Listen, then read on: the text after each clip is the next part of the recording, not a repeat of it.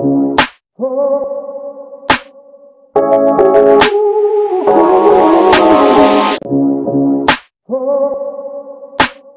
good day everyone, is the group 2 presenting the evolution of computing, understanding the basics and beyond of computer.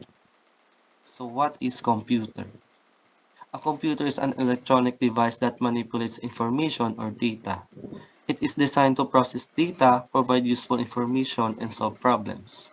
It has the ability to store and retrieve data.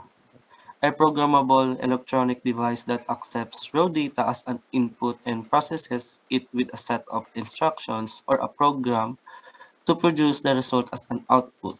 So basically, the computer's ability to manipulate manipulate information or data, and usually ginagamit ito ng mga students or teacher to create their own PowerPoint.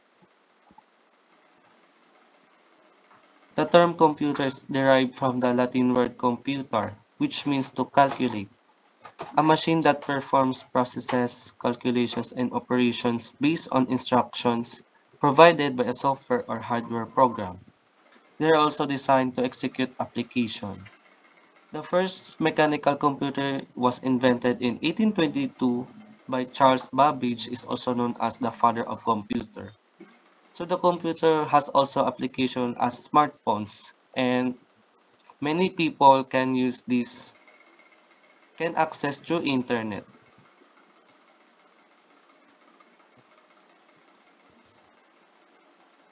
Let's proceed to the benefits of using a computer. First, increases your productivity. A computer increases your productivity. For example, after having a basic understanding of a word processor, you can create, edit, store, and print the documents easily and quickly. Next, connects to the internet. It connects you to the internet that allows you to send emails, browse content, gain information, use social media platforms, and many more.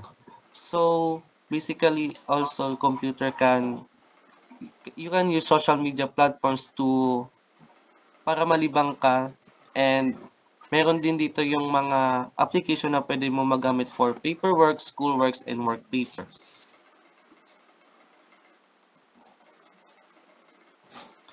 Third, storage. A computer allows you to store a large amount of information. Next, improves your abilities. It helps write good English if you are not good at spelling and grammar. Next, organize data and information. It not only allows you to store data but also enables you to organize your data. So in computer may mga save data doon na pwede nating ilagay through folder or files. Next, assist the physically challenged. It can be used to help the physically challenged. For example, Stephen Hawking, who was not able to speak but he uses computer as an alternative to speak. So for instance, people who was not able to speak can use social media platforms like Facebook and Messenger to communicate other people. And it can also help blind people by installing special software to read what is on the screen. Next, keeps you entertained. You can use the computer to listen songs, watch movies, playing games, and many more. So what I've said before a while ago, computer can benefits you by entertaining yourself through listen songs, watch movies, playing games, and many more like Netflix, Facebook, YouTube, and Spotify, and etc. Next, the four basic functions. Input functions. The input computer function accepts data from input devices and sends it to the computer processor. The output function, the process of producing the useful information for the user after processing input data. Data processing function. Data processing is the most basic function of a computer. And it has four types, the input, the storage, the processing, and the output. And the last, data storage function. One of the most useful functions of a computer is data storage, besides data has been input. Next.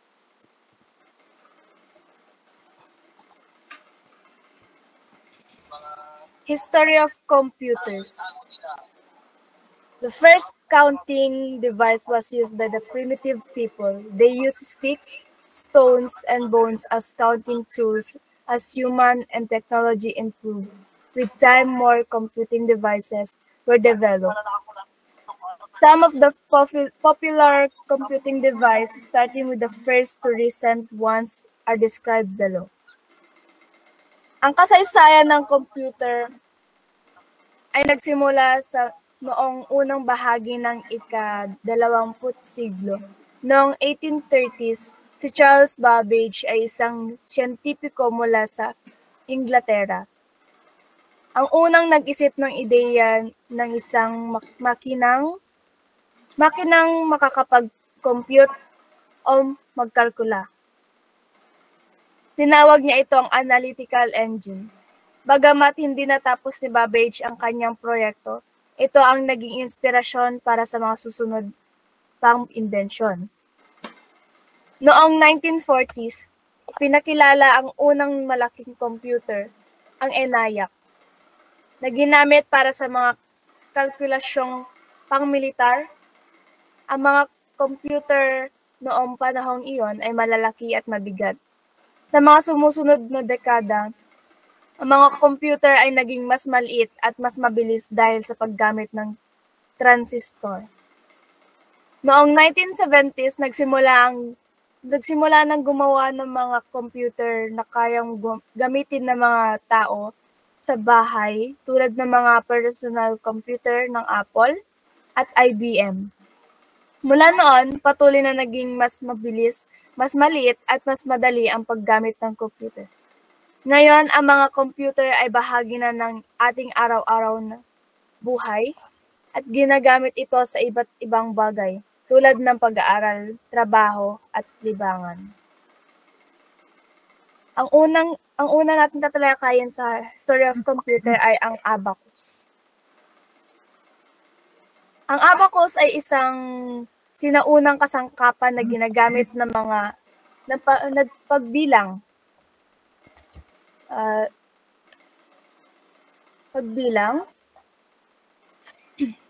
at magkalkula.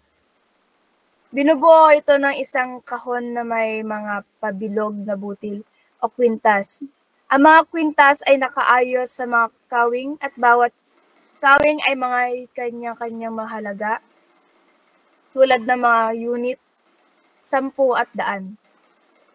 Ginagamit ang abacus sa pamamagitan ng paggalaw ng mga kwintas upang magdagdag, magbawas, magmultiply o mag-divide. Sa simpleng paraan, matutulungan nito ang isang tao na sa mabilis na pagkalkula ng mga numero. Bagamat hindi na madalas gamitin ngayon ang abacus, mahalaga naman ito sa kasaysayan ng matematika at ginagamit pa rin ito sa ibang lugar tulad ng mga bata ngayon. Pangalawa, ang Napier's bone. Ang Napier's bone ay isang sinaunang kasangkapan na ginagamit para mas mapabilis na ang pagkalkula. Ito ay binubuo ng mga piraso ng kahoy o mga patag na bahagi ng mga nakasulat na numero. Ginamit ito ni John Napier, isang Scottish na mathematician noong 1600s upang gawing mas madali ang mga operasyon tulad ng pagpaparami at paghahati. Ang bawat piraso ng Napier's bone ay may mga numero o formula na nagpapakita kung paano mag-multiply o mag-divide ng mga numero ng mabilis. Sa pamamagitan ng mga butas at mga linya, maaaring iposisyon ang mga bones upang magbigay ng tamang sagot sa isang kalkulasyon. Ang pangatlo, Pascaline. Ang Pascaline ay isang uri ng unang makinang pangbilang na imbensyon ni Blaise Pascal, isang Pranses na mathematician noong 1642. Ito ay isang mechanical na kalkulador na ginagamit para sa pagdaragdag at pagbawas ng mga numero. Binubuo ito ng mga gears at mga tambol na may mga numero at kahit iniikot ang mga ito, otomatikong nakikita ang resulta ng operasyon. Ang Pascalin ay nakatutulong sa mga tao upang magbilang ng mabilis at tumpak lalo na sa mga komplikadong kalkulasyon. Bagamat hindi ito kasing advanced na mga teknolohiya para sa mga kalkulasyon, ang Pascalin ay isa sa mga unang halimbawa ng makina na tumutulong sa mga tao sa kanilang araw-araw na gawain. Next, ang step reckoner or Leibniz wheel. Ang step reckoner o Leibniz wheel ay isang mechanical na aparato na imbensyon ni Gottfried Wilhelm Leibniz noong 1670. Ginagamit ito upang magbilang at magsagawa ng mga operasyon tulad ng pagdagdag, pagbawas, pagpaparami at paghahati. Ang aparato ay may mga gulong na may mga steps o mga hakbang at kapag iniikot ito, ang mga hakbang ay nagpapakita ng mga resulta ng kalkulasyon. Ang step reckoner ay isang mas advanced na version ng mga sinaunang kasangkapan sa pagbilang at pinadali nito ang mga komplikadong kalkulasyon. Ang pagkakaroon ng gulong at mga hakbang ay tumutukoy upang makuha ang tamang sagot sa mga operasyon ng mas mabilis. Bagamat hindi ito kasing modernong gamit ng mga kalkulador ngayon, isang malaking hakbang ito sa pag-unlad ng mga makina para sa pagbilang ng matematika. Susunod is different engine. Ang difference engine ay isang makina na imbensyon ni Charles Babbage noong 1822. Ginawa ito upang otomatikong mag-compute o magkalkula ng mga matematika, lalo na sa paggawa ng mga talahanayan ng mga numero. Ang makina ay gumagamit ng mga gears at mekanismo para magsagawa ng mga operasyon tulad ng pagdaragdag at pagbabawas ng mga numero. Ang layunin ng difference engine ay upang mabawasan ang pagkakamali sa paggawa ng mga kalkulasyon na kadalasan nang nangyayari kapag ito ay ginagawa ng mga tao. Bagamat hindi natapos ni Babbage ang buong proyekto, ang difference engine ay isang malaking hakbang sa pag-unlad ng mga computer at ng mga makinang pambilang sa kasaysayan. Ang panghuli, ang analytical engine. Ang analytical engine ay isang makina na disenyo ni Charles Babbage noong kalagitnaan ng ika-19 na siglo. Ito ay isang mas advanced na version ng kanyang naunang invention, ang difference engine. Ang analytical engine ay may kakayahang magsagawa ng mga komplikadong operasyon tulad ng pagdaragdag, pagbabawas, pagpaparami at paghahati. At maaari ding mag-imbak ng mga resulta sa mga memory nito. Ang makina ay may mga bahagi na katulad ng mga bahagi ng modernong computer tulad ng input, output at storage. Bagamat hindi natapos ni Babbage ang paggawa ng analytical engine noong kanyang panahon, ito ay naging inspirasyon sa pagbuo ng mga makabagong computer. Ang analytical engine ay tinuturing na isa sa mga unang konsepto ng computer na ginagamit natin ngayon.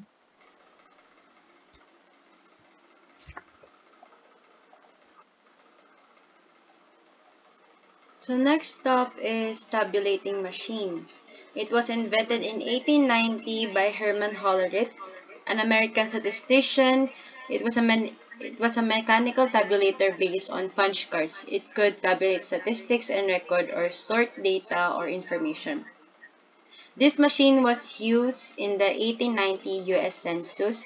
Hollerith also started the Hollerith Tabulating Machine Company, which later became the International Business Machine IBM in 1924. So, itong mga halimbawa, dalawang halimbawa kung paano to gamitin yung tabulating machine. So, number one is, for example, sa isang census, ginagamit ito upang mabilis ma-encode at pag-aralan ng populasyon ng isang lugar. Next step is sa accounting naman.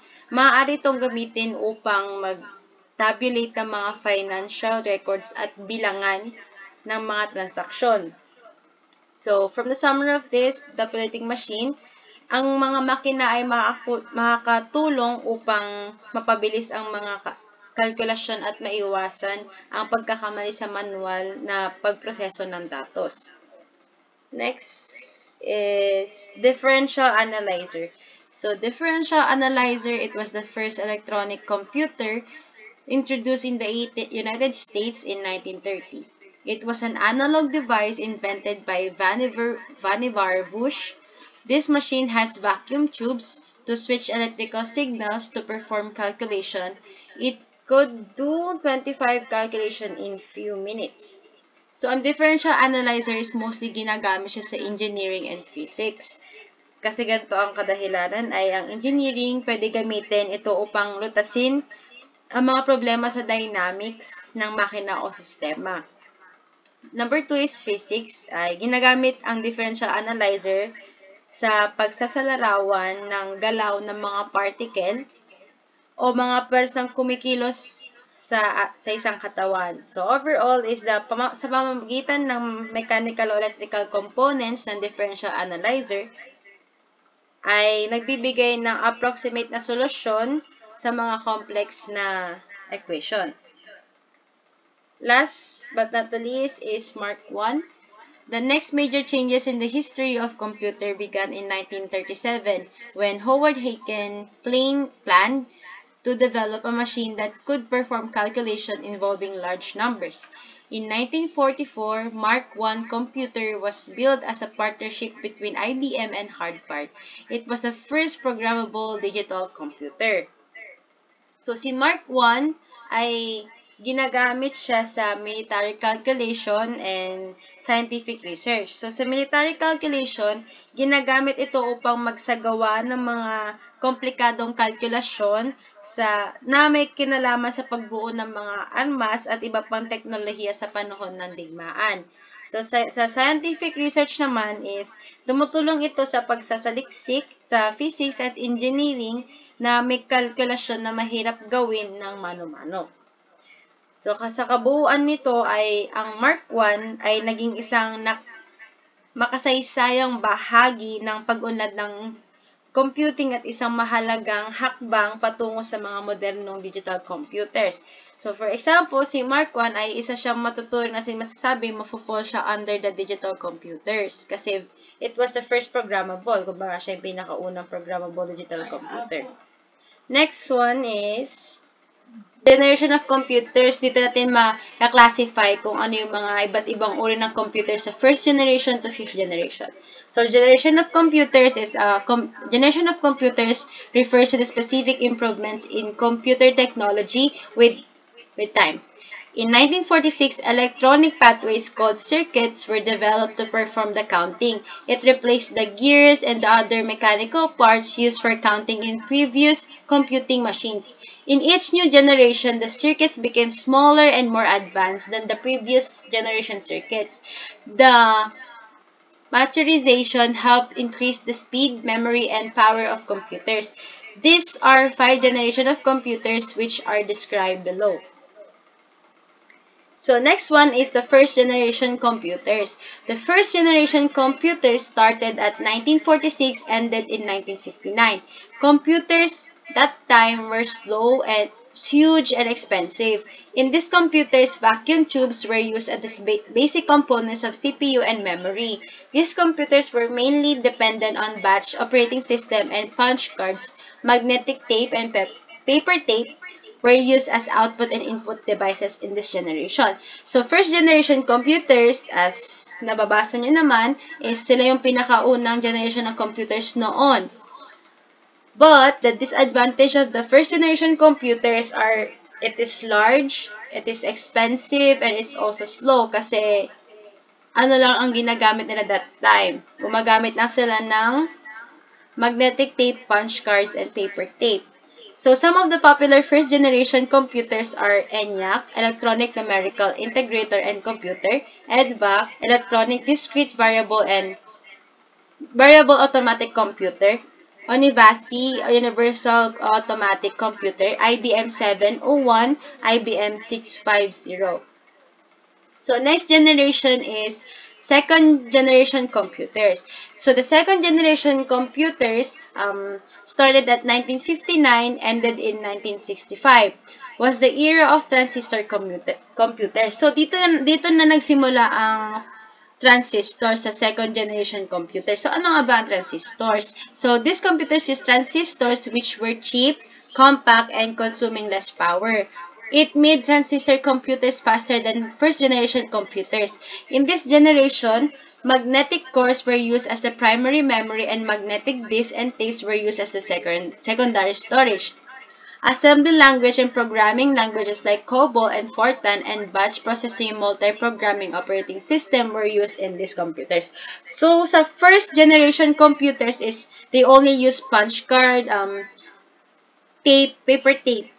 Unlike ngayon sa second generation computers, dyan na lumabas si transistors. Si transistors is faster than the first generation computers.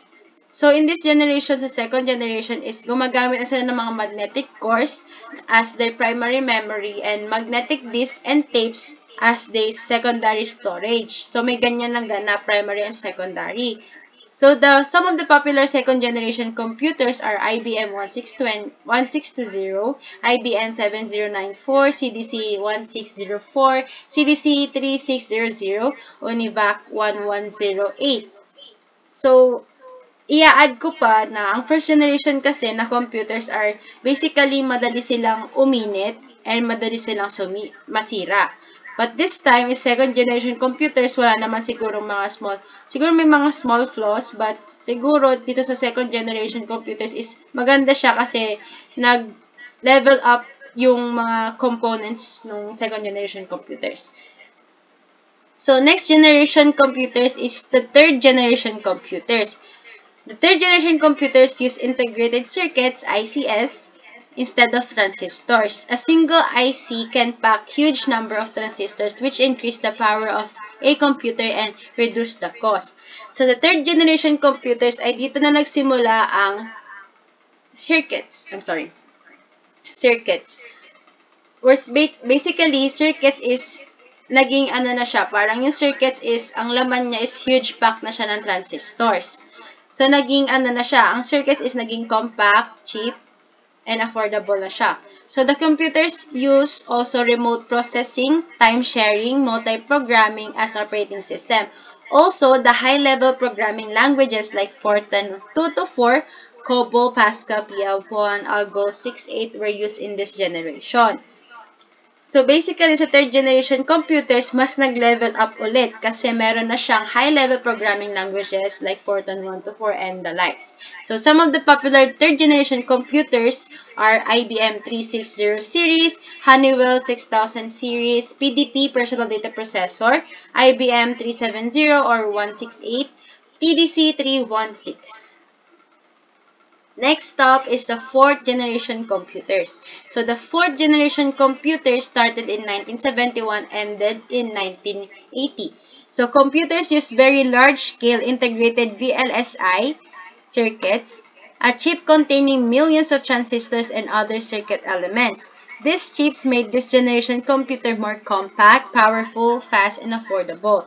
This generation computers use real-time, time-sharing, and distributed operating system. The programming languages like C, C++, E-based were also used in this generation. So, fourth generation is dito na mas lalo na enhance ang circuits. So, dati, sa third generation, gumamit sila na IC yung tawag ito? Sorry. So, ngayon kasi sa 4th generation is gumamit na sila ng mas nag-level up na circuits is the large-scale integrated, so VLSI circuits. Kasi yun naman, kino-contain niya ang millions of transistors and may kasamang circuits elements. Compare sa 3rd generation, it consists only a pack of transistors. But this 4th generation, it consists millions of transistors and circuit elements. So, itong chip na to na nag-advance na sa 4th generation is most likely nagkaroon na siya ng compact, powerful, mabilis, and also affordable. So, also, sa 4th generation computers ay yung programming languages nila ay may C, C++, D-based, or also using this generation. So, the 4th generation computers are most likely DEC 100, Star 1000, PDP-11, C-Ray 1 supercomputer, Cray-X MP supercomputer. So, lastly is the 5th generation computers. So, in 5th generation computers, 1980 till date computers, the VLSI technology was replaced with ULSI, ultra large scale integration. So, as you can see, kada generation ay may mga advancement na nangyayari. So, sa 5th generation is nag-advance na naman yung VLSI technology na palitan na ng ultra large scale integration. So, it made possible the production of microprocessor chips with 10 million electronic components. This generation computer used parallel processing hardware and AI, artificial intelligence. So, sa 5th generation, dito na natin makikita ang artificial intelligence software. So, some of the 5th generation computers are most likely the desktop, laptop, notebook, ultrabook, and Chromebook. So, these are the classification of computers. The computer systems can be classified on the following basis. On the basis of purpose, on the basis of data handling, and on the basis of size. So, classification on the basis of purpose. General purpose computers are designed to perform a range of tasks. They have the ability to store numerous programs but lack in speed and efficiency. On the other hand, specific purpose computers are designed to handle a specific problem or to perform a specific task. A set of instructions is built into the machine. So, ang pinagkaiba or the differences of these computers is si general, from the word itself, general, is medyo range siya. Kaya niya yung iba't ibang tasks. But, on the other hand, specific purpose computers ay, from the word itself again, specific means, yung isa lang ang kaya niyang i-focus. Tapos, after niya doon, isilipat na siya. And also, yung specific purpose computer, saka lang siya gagalaw if there's instruction built into the machine. So, these are the classification on the basis of data handling. So, number 1 is analog computer. So, analog computer, or spelled analog in British English, is a form of computer that uses continuous physical phenomena such as electrical, mechanical, or hydraulic quantities to model the problem being solved. So, sa alimbawa ng mga analog computer ay si thermometer, if you are familiar with that. Si thermometer is yung pagkuha ng simpleng halimbawa ng analog system na sumusukat at nagpa-process ng temperature. Next one is flight simulators. Ginagamit ito, analog computers, sa flight simulators, ang mga analog system para simulan ng flight dynamics. Next is number 2, digital computer. A computer that performs calculation and logical operations with quantities represented as digits, usually in binary number system. So, si digital computer naman ay, ang mga katangian nito is meron siyang discrete signal ay data yung pinapakita at pinaprocess sa pamamagitan ng mga discrete na values tulad ng 0 and 1. Ang halimbawa ng digital computer na makikita nyo na ginagamit is yung personal computers. So, alam kong meron na ngayon these days ang mga personal computers. And also, smartphones. So, si smartphones ay under siya ng digital computer, ay ginagamit ng smartphones para sa iba't ibang task tulad ng browsing, gaming, at communication gamit ang digital computing systems.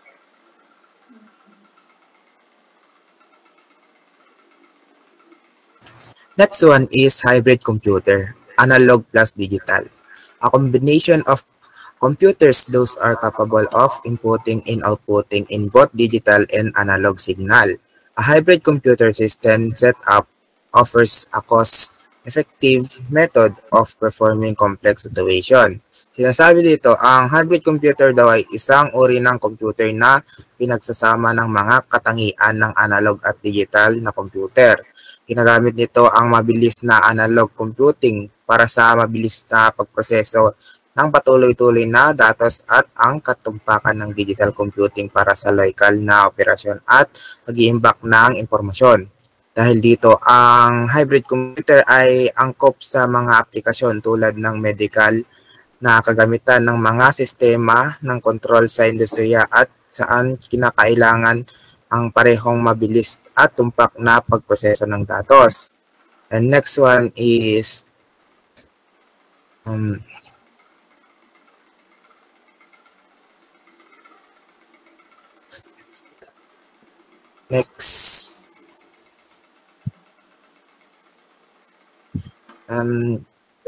classification of the basic of size.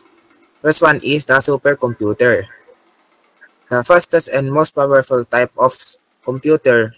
Supercomputer are very expensive and are employed are specialized application that requires himself among the mathematical calculation. For example, weather forecasting requires a supercomputer.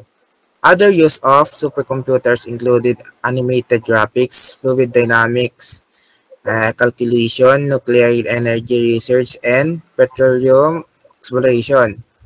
The chief difference between the supercomputer and a mainframe is that a supercomputer channels all its power into executing a few programs as fast as possible.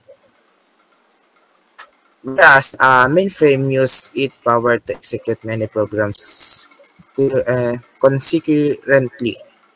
Sinasabi dito, ang supercomputer ay pinakamabilis at pinakamakapangyarihang computer na ginagamit sa espesyal na gawain tulad ng weather forecasting, animation, fluid dynamic, nuclear research, at pagtuklas ng langis. Nakataon ito sa mabilis na pagproseso ng ilang programa kumpara sa mainframe na idinisenyo para sa sabayang pagtakbo ng maraming programa. Next one is mainframe computer. A very large of expensive computer capable of supporting hundreds or even thousands of users simultaneously. In the hierarchy that start with the simple microprocessor in watches. For example, at the bottom at move to supercomputers at the top. Mainframe are just below supercomputer. In some way, mainframe are more powerful than supercomputers because they support more simultaneous programs. But supercomputers can execute a single program faster than a mainframe. Nasabi dito ang mainframe computer ay isang malaking computer na kayang sumuporta ng daan-daan o libo-libong gumagamit ng sabay-sabay. Mas nakataon ito sa multitasking at sabayang pagproseso ng maraming programa. Pagamat hindi kasing bilis ng supercomputer, sa isang programa, mas magaling ito sa pagsuporta ng maraming gumagamit. And next one is mini computer. A mid-sized computer in size and power, mini computer lie between workstation and mainframe. In the past, the decide in distinction between large mini computer are small mainframe has blurred. However, as has the distinction between small mini computer and workstation, But general, mini computer is multi-processing system capable of supporting from 4 to about 200 users simultaneously. Sinasabi dito is ang mini computer ay isang mid-size na computer na nasa pagitan ng workstation at mainframe. Kaya nagpatakbo ng maraming proseso at sumuporta sa 4 hanggang sa 200 na gumagamit ng sabay-sabay. Kaya ginagamit ito sa mid-size na negosyo para sa multitasking. Next one is microcomputer o personal computer.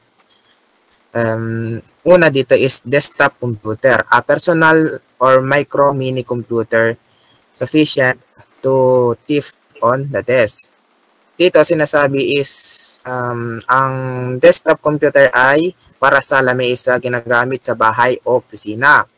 Next one is laptop computer, a portable computer complete with an integrated screen and keyboard. It is generally smaller in size than an desktop computer and large than a notebook. Ito naman is para sa portable na portable at mas maliit kaysa sa desktop. Next one is palm computer, digital diary, notebook, EDAS. A hand-sized computer, palm-top have no keyboard but the screen serves both as input and output device. Ang palm-top hand-size walang keyboard at touchscreen. Next one and last is workstation, a terminal or desktop computer in a network. In this context, workstation is just a generic terms for a user machine, client machine, in contrast to a server or mainframe. Sinasabi dito is ang workstation ay isang desktop o terminal na ginagamit bilang client machine sa isang network na konektado sa server or mainframe. And that's all. Thank you. That's all. Thank you po for listening to our short class video.